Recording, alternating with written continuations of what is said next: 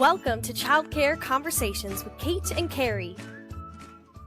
Only 5 to 6% of your staff actually like to get gifts and feel appreciated that way. I mean, a lot of people, it depends on the gifts. If it's $1,000, I bet all of them would like that. Okay, so we're going to talk during this episode about all the things that childcare directors do to get staff appreciation wrong. Not right. We're going to talk about the common things that happen and why those don't necessarily resonate or send the message you're intending.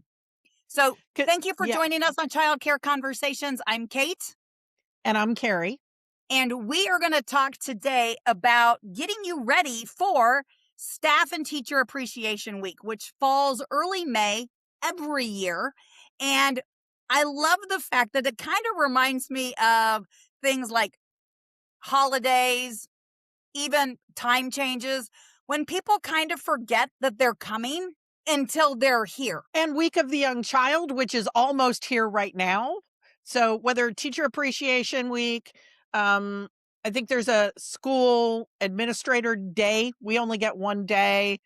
School Secretary, they get a week also. Like all of it comes at this time of the year. But here's the thing that, again, I'm pulling out some of the old hits. We hear people go, I buy them pizza all the time and nobody even cares. Or my favorite, I gave them a gift card to Starbucks for $5. Like you can't even buy drip coffee for $5. So we hear a lot of realistic. that. Yeah. And we heard a lot of that, in 2021 and 2022, when people had their magic COVID money.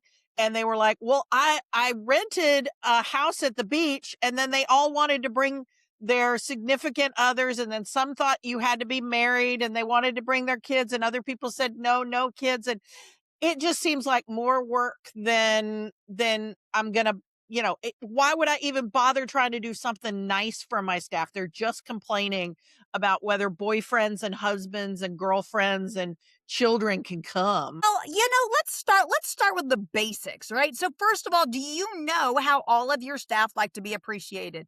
And if you have not done this as a staff training, I'm going to strongly encourage you to do this. And it is basically love languages in the workplace. It is called 5 languages of appreciation in the workplace. So know what your staff is. We've done this with staff who knew each other for over 20 years and they were still surprised. They still had aha moments because they hadn't really thought about the fact that the time that their staff get the most excited is when they come to their program and just spend 20 minutes with them, or they just go out for a cup of coffee. Because what is that, Carrie? That is quality time. That isn't a gift. It's not about the cup of coffee. It's about the time. Oh, and that's easier to budget. It doesn't cost me as much money. But you have other people who, if you went into their classroom and just hung out with them, they'd be like, get out of my space. I got stuff to do. So you can't just generically go, I'm going to give quality time to all of my staff, because some of them are like, get out of my space. If you're in my room, I presume you're trying to tell me something or you're looking for me to do something wrong. And so that's not going to work either. Oh, you have to know them. I just realized we didn't tell people what the 5. So we just presume that at some point in time in your life, you've probably heard the 5 love languages. And so we think that you know what they are, whether they apply to somebody how they like their taco, or, what other example you may have heard at some point in time. So let's talk about what they are. The first one that we mentioned when I started the episode was all about gifts. The next one is words of appreciation or words of affirmation. The third one is quality time, right? So a lot of times that's one that, again, have you ever had that child? I'm going to sneak away just a little bit and kind of veer just a tad. That kid in your classroom who does everything they can do for attention. But if you spent 5 minutes with that kid once a day. Okay. So anyway, I squirreled. Okay. I'm going to come back. Right. So the other one that a lot of times people immediately think about is touch. And they're like, I can't touch to anybody at work. Yeah, you can. That's you what can high fives are for, people. Like, yeah, you can give them a fist bump. I'm not saying you can go up and touch them like you might if you had a significant other. you can pat them on the back. You can, give them a high five. You can fist bump. You can, sit very close to them physically. You don't have to touch them. A lot of the physical touch people, if you're just really physically close to them without touching, that works. And then the last one is the one that Kate and I find the easiest, but a lot of people find harder, which is acts of service. We work in the caregiving field. It is something that we do naturally, but are you doing it in a way that the person feels appreciated it, or are you mothering them? And It that's comes back to, that's is the it issue there. intentional? Yeah. Versus, is it something you do? So let's just think this through. If you have children or you've ever been a child, let's think about that parent holiday, right? So whether it's Mother's Day, Father's Day, Grandparents' Day, and you get the little something that the school made for you from your child. Okay. What is that? That is a gift. Now, the teacher spent the time doing it. So from the teacher's mind, that's almost an act of service. And if you think about, for a lot of families, if that's the only gift that mom or dad gets because maybe they're single or maybe the other person isn't quite looped into that's important to people, it really may come across to some people as very much they feel appreciated. I am one of those humans, believe it or not. I still have the one that I got from my now 22-year-old when she was less than a year old. It's got her 2 little baby footprints and a flower, and it was a Mother's Day gift. I still have the one from my 32-year-old from when he was in kindergarten, and it was an envelope with his picture and his handwriting about all of the reasons why he liked hanging around with me, and he was hanging upside down in the picture. And I have those for all 4 of my kids. I have at least one of those. But not everybody sees them that way. We have teachers who get resentful because the teachers are like, oh, I have to do this again, versus seeing it as a true opportunity to provide service and appreciation to the parents. Now, we're back to staff. So, okay, Carrie, back to staff. How many things do each of your teachers need with an apple on it or a pencil? I don't. Or lotion. Lotion, yes. Candles. How many? Because you can't use those in the classroom. The number of things I've been given over my career with apples, chalkboards, pencils is beyond Coffee mugs count. for a non-coffee drinker. Oh, yeah. I get a lot of coffee mugs. I have drunk coffee one time in my entire life. And I was like, that's not for me. But people give me apple themed coffee cups. No, I don't need it. And it's going straight to Goodwill on my way home. It is not even going to make it into my house. It is immediately going to a thrift store. I'm not going to bring it into my house. And that does not show your teachers that you appreciate them. It does not show your teachers that you even see them. You've got people on staff who walk in every day with a styrofoam cup from some place, right? Whether it's 7-Eleven or Dunkin' or Starbucks or wherever, then get them. If you're going to give out gift cards, go to the place where they buy their drink every week. Wait. You mean I can't just buy 20 of the same one? No, because you don't have 20 clones working in your school. You have to figure out things that they will appreciate. You're going to have to spend, oh my gosh, this is going to sound crazy, at least an hour thinking about your staff. Heaven forbid, over the course of an entire year, that you spend some time to go look at those little notes that you had them fill out when they first came to work for you in 2007 about what they like, and then think through what are things that I can do to show appreciation based on what I know of their language of appreciation and their personal interests. Also, if you're only doing this at the time that they were hired, and it is now, I don't remember what year I used, but more than 10 years later, please have them fill out a new "this is what I like" thing. You mean I might like a different, because I don't like the same soda I liked 20 years ago. partially because, well, I now drink those sugar-free ones because I didn't before. So regular Coke and Coke Zero are totally different. Red wine, And just because somebody drinks wine, red wine versus white wine, very different drinks. there's a Somebody lots likes of different chocolate. kinds of each of those too, apparently. I don't drink, I don't know.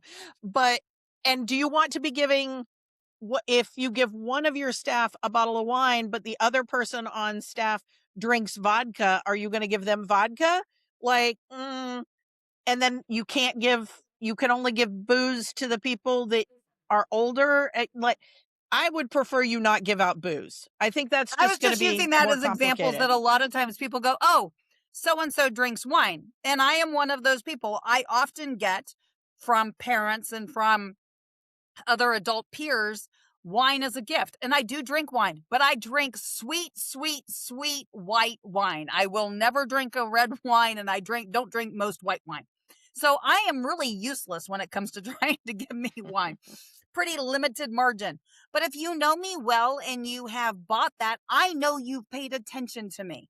So that's kind of what we're saying. It doesn't mean that you can't get a gift, but make it make sense. My favorite story is from Carrie is actually when you know you have a staff person who is having a rough week, pay attention to what's going on in their personal life. When's the last time you gave your staff movie tickets so that them and their significant other can go to the movies, and then you offer to have the kid come hang out with you at the childcare center? I'm not saying you start babysitting everybody's kids, but it's think about what would make sense. And if you aren't sure, because there are some of us who just don't get gift giving or appreciation, because part of it is we think gift giving and not appreciation. But if you took the time and you got Sonic gift cards for those who want the Sonic, and you make it an amount that they can actually do something with, maybe you write a note that says, hey, dinner's on me tonight. Take your boys to Sonic. I want photos of y'all with your corn dogs. And I've included tickets to the movie theater, or so you've written something. So they've got words of affirmation. You're giving them a gift, and you're also giving them an opportunity for quality time with their family. So it may not be quality time with you, but it may be quality time with their family. Now, that's not going to look the same for Susie Q, who's single. So Susie Q, who's single, but she keeps talking about wanting to go dancing or something. And so maybe you get her some, a cheap bundle, or maybe just a lesson of dance classes, because that this is something she keeps saying she wants to do. But this is Yeah. because you've listened and you've paid attention and you've had real conversations with your staff, and you want to make sure that you're doing something that they know they feel appreciated for. What are the things that they enjoy doing? You've got somebody on your staff who is a D&D person on a Saturday. I don't know who it is. It could be a girl. It could be a guy. They could be 50 something. They could be 19. But there's probably at least one person on your staff who is a D&D person. Getting them a really nice dice rolling box. I don't know why that's important. I just know that it is for the people who love to play D&D. They want a dice rolling box. There's also some great books about being female dungeon masters. I'm just saying. Yeah.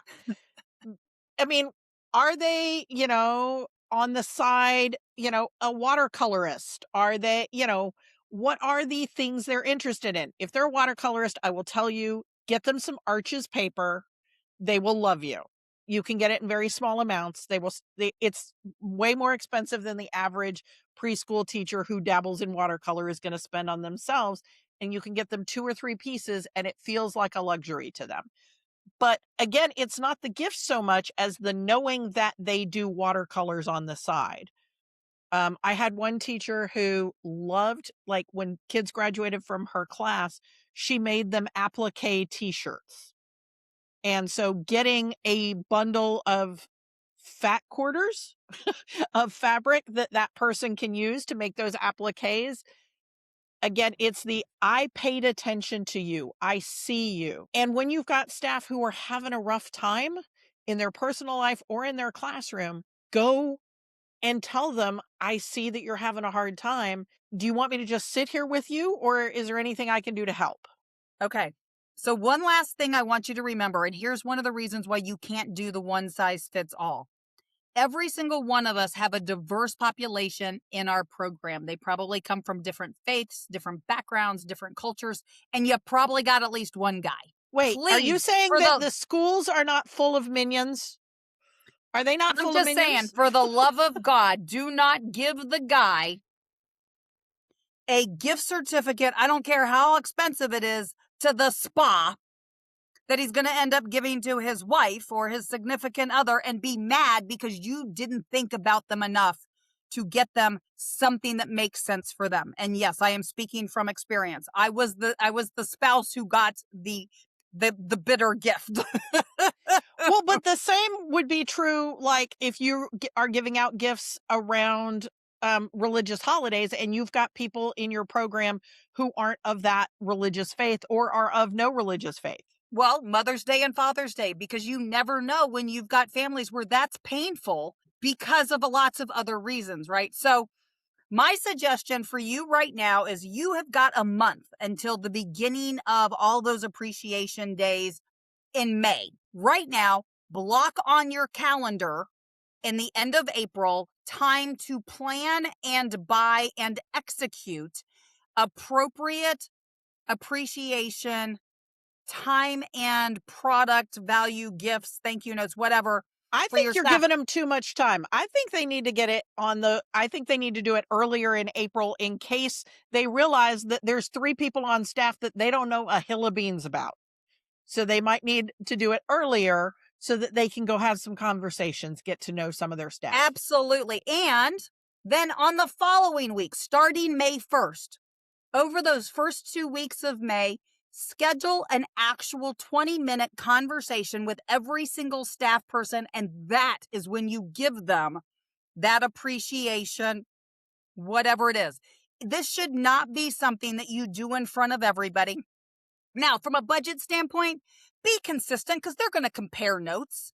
Don't fool yourself. Even if you give everybody the same basic type of thing, which is a candy bar, a thing of soda, a thing of chips, a gift card, like even if that's as creative or budget you can get, that's a place to start, but still make it personal. But I would still not do it as an overarching, hi, I'm going to give it to all of you at once, because that doesn't feel special. And last but not least, Carrie, what do we do about the pizza party or the donuts? I mean, I say you eat the food. That's what I would say. But my staff told me, so your mileage may vary, but my staff said that they appreciated it more when I made a pot of chili and brought that in because they knew that I had actually made it, as opposed to calling Domino's and having Domino's bring some weak pizza to the school. And I can make chili and I can make lasagna and I can make spaghetti and it is so much easier to accommodate people's dietary preferences if I'm cooking it than if I am ordering it. If I have Boy, a staff that's of a key 50, statement. yeah, I mean, it's easier budget-wise, and it's easier to make sure that I can accommodate the gluten-free people and the people who keep kosher, and I can do all of that much more easily if I'm making the food. But if you're if you're the owner and you're asking the director to do that, does your director know how to cook? Is an important question. And another one is make sure that the members of the admin team who are cooking are being compensated for their time when cooking. Okay. That is not a volunteer thing that you do as the director. It might be a volunteer thing you do as the boss, as the owner. I did it and I wasn't compensated, but I owned the school. It is different when you're the owner versus when you're the director. If you're an owner and your director is a lousy cook, then cater. But cater with thought. And what do I Yeah. mean by that? That means that if you have the dietary restrictions, right? If you've got folks on staff who And that doesn't mean that I have a vegetarian, I have a vegan, so I'm going to order the pizza from Papa John's and I'm just going to order them a salad. That does no, thank you. No, thank you. Find something that someplace you can order from that can help with that dietary restriction. It may take more thought than pizza, but you're also introducing them to new kinds of food.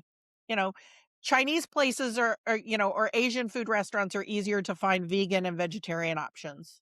But you know what? There's nothing wrong with having a baked potato bar and having chili and having Fritos and having all kinds of options and letting people have baked potato or walking Frito pie or, and if you're going to do that, have 2 different types of chili.